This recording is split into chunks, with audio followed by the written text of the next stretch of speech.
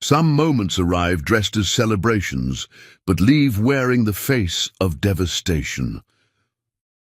Brianna Scurry stood in the marble entryway of the Claver Winter estate, her fingers trembling against the silk of the dress Jake had bought her. The fabric whispered against her skin like a promise about to shatter. She had rehearsed this moment for weeks, imagining how she would tell him about the life growing inside her, how his face would transform from surprise to joy, how they would figure out their future together despite the secrecy that had defined their relationship for 3 years. The chandelier overhead caught the late afternoon light, scattering diamonds across walls that cost more than most people earned in lifetimes. Brianna had cleaned these walls once, years ago, standing beside her mother, who scrubbed and polished until her hands bled. Back then, she had been invisible. Today, she was about to become unforgettable. "Jake, I need to talk to you before they all arrive," she said, reaching for his hand. He pulled away, his attention fixed on the grand staircase where voices echoed down like judgment descending from heaven. His jaw tightened in that way she had learned, meant he was preparing to become someone else, someone smaller than the man who whispered promises in the darkness of her apartment across town. "They're already here," he said. Mother insisted on coming early. The double doors to the west wing swept open, and Loretta Claver entered like winter itself, taking human form. She wore white, head to toe, as though purity could be purchased and displayed. Behind her came the rest of them, Whitley, with her practiced smile that never reached her eyes, Donovan carrying the weight of being the oldest son, like a crown he resented, Grandmother Constance moving slowly, but with the authority of someone who had built empires through strategic cruelty, and Cousin Pierce trailing behind, already smirking at whatever entertainment he anticipated from this gathering. Brianna watched them arrange themselves in the entryway, a formation that spoke of family unity and shared purpose. She was not part of that formation. She stood apart, clutching a secret that suddenly felt like a weapon she wasn't sure how to use. "So," Loretta said, her voice cutting through the space between them like a blade through silk, "this is the girl. Not woman. Girl. Mother, this is Brianna. I wanted you all to meet her properly." Jake's voice carried an apology she didn't deserve to hear. "Oh, we know exactly who she is." Constance moved closer, her eyes sharp, despite the softness age had brought to her features. "You're Geneva's daughter. Geneva, who worked in our summer house. Geneva, who died scrubbing our floors while you were off getting ideas above your station."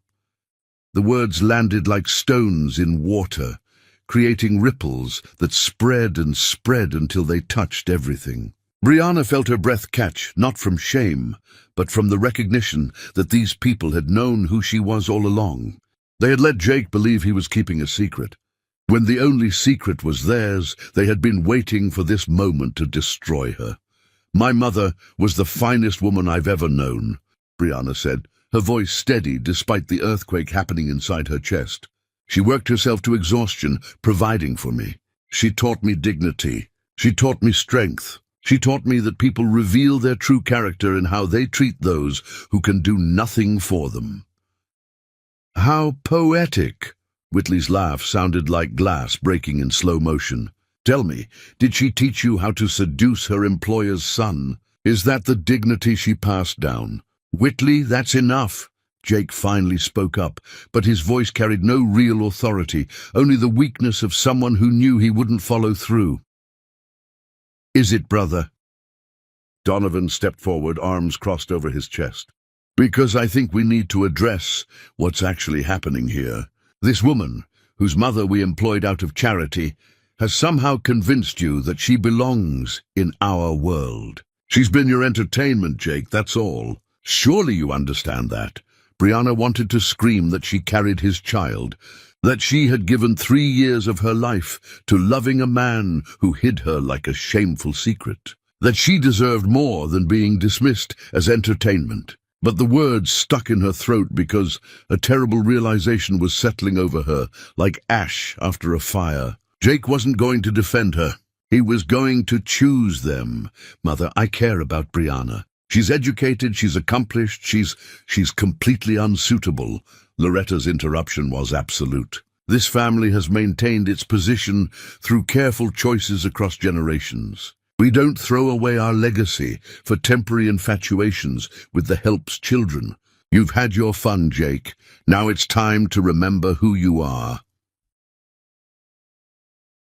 The Help's children. That's all Brianna would ever be to them. Not a woman who graduated top of her class. Not someone who volunteered at shelters and read poetry and dreamed of making the world gentler. Just the daughter of a woman who cleaned their toilets. Jake.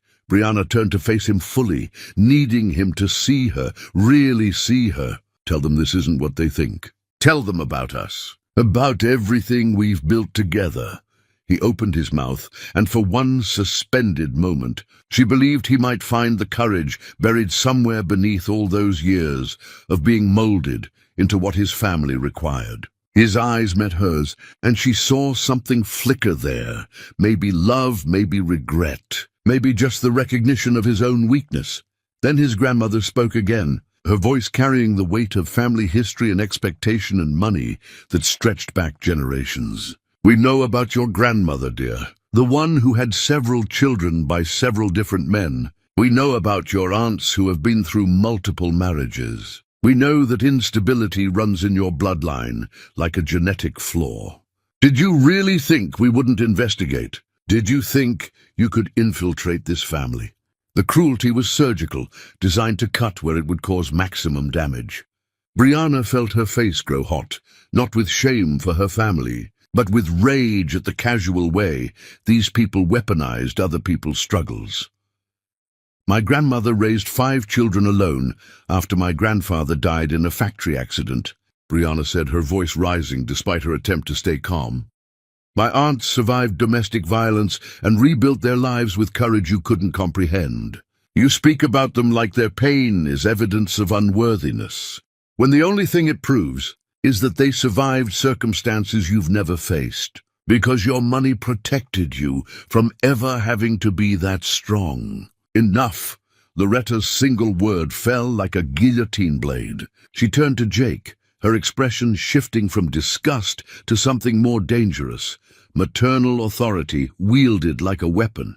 You will end this, right now, in front of all of us, so there can be no confusion about where your loyalties lie. You will tell this girl that she is not welcome in our family, in our home, or in your life. You will do this now, or you will find yourself explaining to the board of directors why you're no longer fit to inherit your position at the company.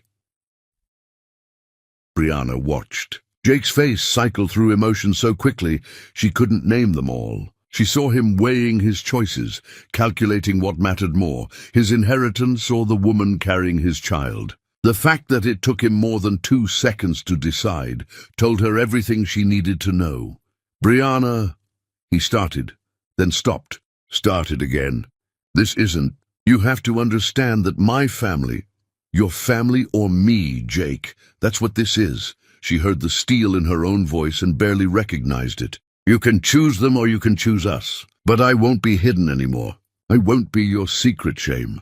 The silence that followed pressed down on them all like a physical force. Brianna could hear her own heartbeat, could feel the life growing inside her shifting as though sensing the danger in this moment. She placed her hand on her stomach without thinking, a gesture of protection, and watched Jake's eyes follow the movement without comprehension.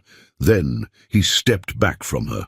That single movement said more than any words could. He stepped back, aligning himself with his family, choosing the safety of his inheritance over the risk of loving her. Jake, she whispered, giving him one final chance. His face crumpled like paper being crushed in a fist. Then he straightened his spine, lifted his chin, and became someone she didn't recognize. Get out! The words exploded through the entryway, echoing off marble and crystal and all the expensive surfaces that meant more to him than she ever would. Jake Claver shouted those 2 words with his entire family watching, their expressions arranged in various degrees of satisfaction and vindication. Brianna didn't cry. She didn't plead. She didn't reveal the secret she now knew she would carry alone. She looked at each face in that hallway, Loretta with her cold triumph, Whitley with her smug superiority, Donovan with his dismissive contempt, Constance with her calculating cruelty, Pierce with his entertained grin. She memorized every detail of this moment, storing it somewhere deep where it would transform from pain into something else entirely. Then she walked toward the front door with her head high, her shoulders back, her dignity intact despite everything they had tried to strip from her. The marble floor clicked beneath her heels like a countdown to freedom. "Brianna, wait!" Jake's voice cracked behind her. She didn't turn around. She pulled open the heavy front door herself, stepped out into the winter evening, and let the cold air hit her face like a baptism. Behind her the door closed, with the finality of a coffin lid sealing shut. The Claver family thought they had dismissed her like they dismissed everyone who threatened their carefully constructed world. They had no idea they had just created something far more dangerous than a scorned woman. They had created a woman with nothing left to lose, and a daughter who would need to understand why her father's name would never be spoken in their home. Chapter 2, The Resurrection. Brianna learned to measure life in moments her daughter would never remember, but that would shape her forever. The apartment was small enough that Rooks's cries reached every corner simultaneously. Brianna walked the worn carpet at 3 in the morning, her daughter pressed against her chest, humming songs her own mother had hummed while scrubbing other people's floors. The window overlooked a parking lot where streetlights flickered like uncertain promises. 3 states away from everything the Clavers represented. Your grandmother Geneva would have loved you, Brianna whispered into Rue's dark curls. She would have sung you to sleep and taught you that work is sacred when done with pride.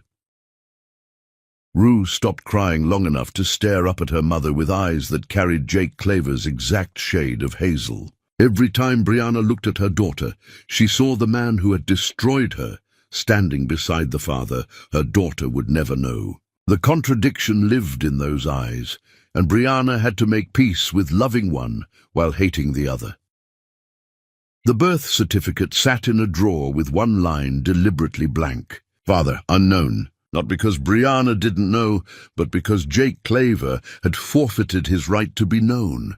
She had gone through labor alone, her hand gripping the hospital bed rail, while nurses offered encouragement that couldn't fill the space where a partner should have stood. When they placed Rue on her chest, still slick with birth and screaming her arrival into the world, Brianna had made a vow more binding than any marriage. This child would never feel unwanted, would never question her worth, would never believe that being dismissed was a reflection of her value.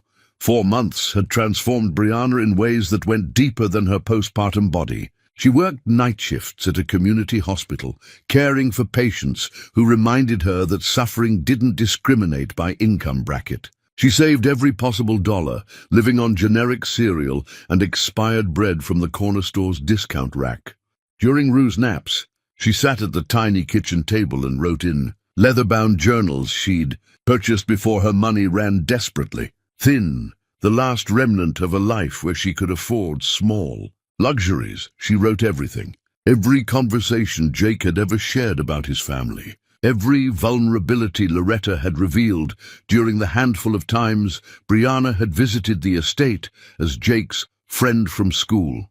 Every complaint Donovan had voiced about shareholders and public perception. Every detail about Whitley's 3 aborted engagements and the reasons each wealthy suitor had walked away. Every story Constance had told about building the pharmaceutical fortune through aggressive acquisition and strategic silence around uncomfortable questions. Jake had talked endlessly during their time together, never imagining his pillow talk might someday matter. He had treated Brianna as a confidant, precisely because he believed she would never have the power or platform to repeat anything he said. He had been wrong about so many things. What are you writing?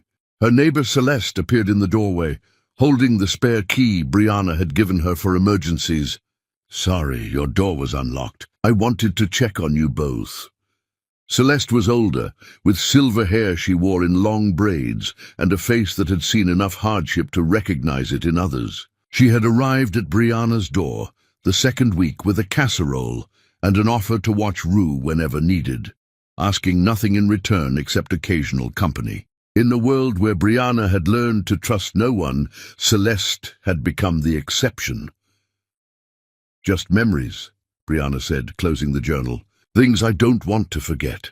Things you want to remember or things you're afraid will fade. Celeste settled into the second-hand chair that creaked under even slight weight. Both. Neither. I'm writing down what happened so Rue can understand someday.